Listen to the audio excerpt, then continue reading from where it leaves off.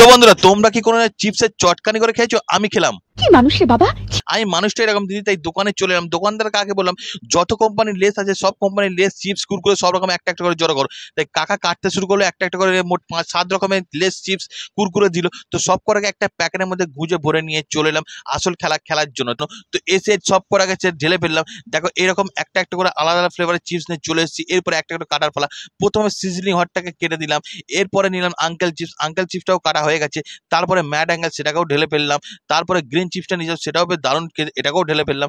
তারপরে টমেটো ফ্লেভারটাকেও মেরে দিলাম। তো কুরকুরে নিয়েছিলাম, সেটাকেও ঢেলে ফেললাম। এরপরে কাটুরি, সেটাকেও শেষ পাতায় ঢেলে ফেলার পর এরপরে যত পরিমাণে আমার গায়ের জোর ছিল সেই গায়ের জোরটাকে লাগিয়ে ফেললাম। এরপর চটকানি করানো, চটকে মুটকে তাকে গুঁড়ো গুঁড়ো করে ফেললাম। এরপরে তো আসল খেলা, খেয়ে দেখলাম টক ঝাল মিষ্টি সব রকম লেসের ফ্লেভার একটু একটু করে পাচ্ছি। বেশ দারুণ হয়েছে বস। এফএলও থাকলে বেশ দারুণ বাই জন্য। এই কটা লেসের মধ্যে তোমাদের কোন লেসটা বেস্ট লাগে কমেন্ট করে, ময়দা মিনি চ্যানেলটা সাবস্ক্রাইব করো।